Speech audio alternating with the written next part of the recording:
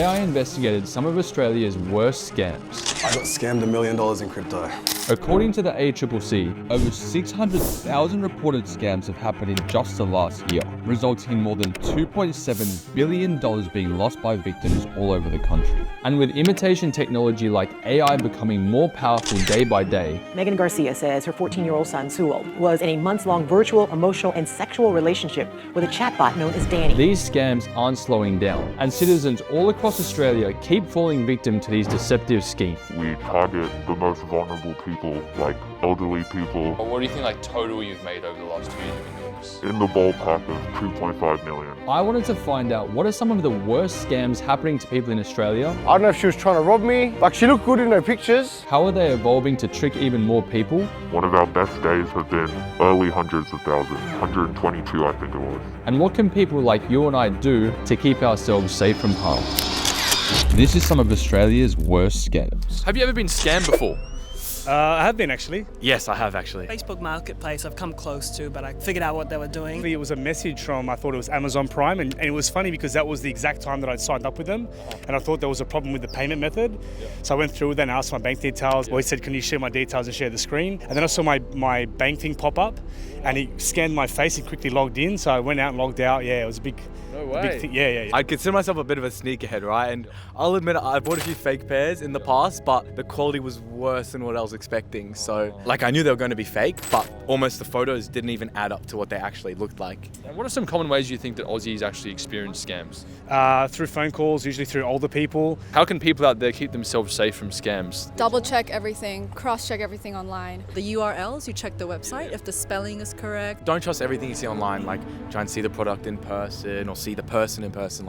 After hearing the public's experience with online scams, we were miraculously put in touch with someone who first-hand performs these types of schemes, a credit card scammer who requested to be named Troy. Troy was willing to run us through just how he performs these deceptive schemes by using the dark web to steal millions from his victims. So what do you do here? I'm fascinated, honestly. I know nothing about the dark web. You're okay to say this on camera? You're involved in the scams? Yeah, so I pretty much run a website on the dark web where we resell stolen credit cards. So what do you think total you've made over the last 2 years you've been doing this?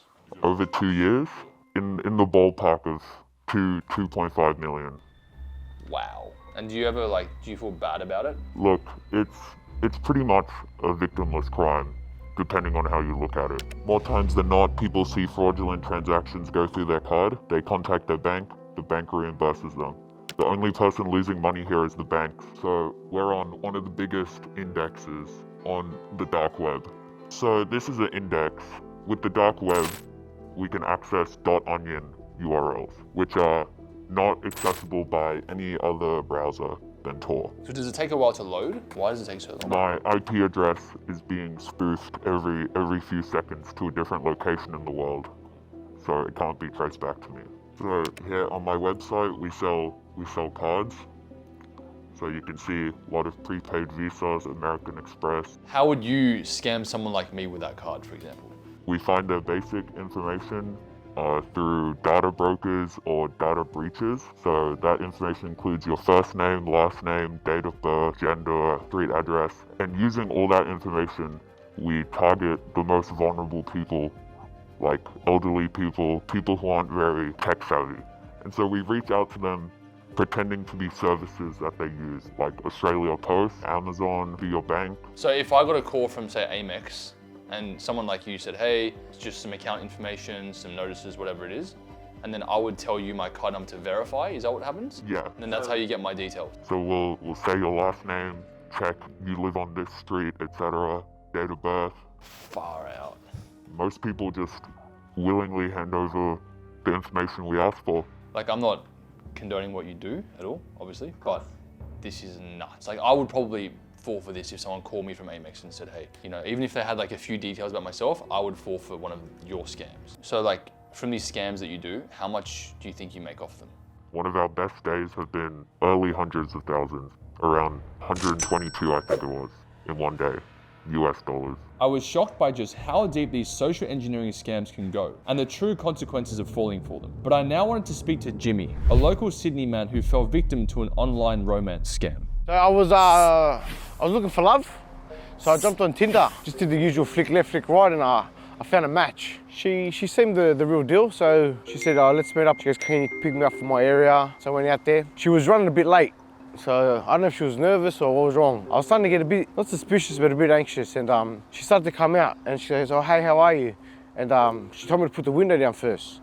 So I put it down, she didn't get in the car yet, and then someone knocked on my window. So as I turned to the right, I saw these two blokes standing there with hoodies on. He showed me he had a knife, and he goes, hey. And I go, hey bro, what's going on? And he goes, go in your car. Put the pedal to the metal and I drove off. I don't know if she was trying to rob me, because I've seen in the news and that's what happens, you know, people jump on these dating apps and they meet up and they try to rob them. And look, it's hard because in Australia you don't think these things would happen, but you know, meet up in a neutral place, a neutral area, somewhere with cameras, a bigger environment, just so if you were to run in danger, there's someone to call out to. I was shocked by Jimmy's story and just how easy it is for romance scams to happen to people who don't expect them. But I now wanted to turn my attention to a victim of the infamous FTX online fraud scandal. Meet Daniel, a man who lost $1 million to their fraudulent practices. Pretty much through the FTX, it was a centralized exchange in the crypto space, and they were pretty much offering about 5% interest on any coins that they hold that you move to their exchange. And then about 3 months after that, the exchange collapsed. FTX was run by Sam Bankman-Friedman.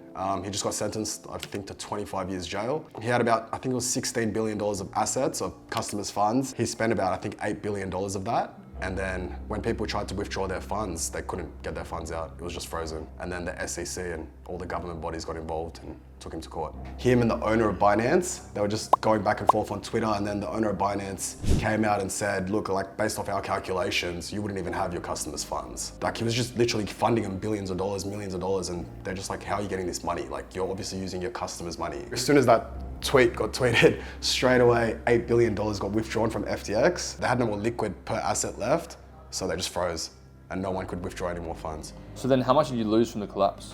About 720K USD, which was around 1 to 1.1 AUD at the time, million. Wow. Just for 5% interest, don't get excited. You'd rather just have all your funds than lose all your money. I was stunned by just how quickly $1 million could just freeze due to poor ownership, which is why we then caught up with leading Australian crypto exchange SwiftX, who placed a strong focus on customer security and educational content by promoting strong security practices for their customers. With 14% of all of SwiftX staff working directly in compliance and security, less than 0.12% of all deposits on their exchange are flagged as potentially illicit, which has led to $10 million being protected from scams just this year alone. How safe is it really to invest in crypto in this day and age? Cryptocurrency and blockchain technology is extremely exciting. However, much like any investment opportunity, investors should be aware of the risks involved. And what do you think makes SwiftX Australia's leading cryptocurrency exchange? What I think truly sets us apart is our investment in security. We have invested in plenty of educational programs such as our Scams Learn and Earn. It's the first of its kind to the best of our knowledge and hasn't been done before. And what goes into that? Our Scams Learn and Earn is this program that we've developed where we actually reward our customers for learning about cryptocurrency scams. You'll find that people won't just go home on a Wednesday night and think, I'm going to go and Google and learn about scams. So how do we entice and get people to want to educate themselves? When it comes to scams, have you seen any profound cases that you guys have actually had?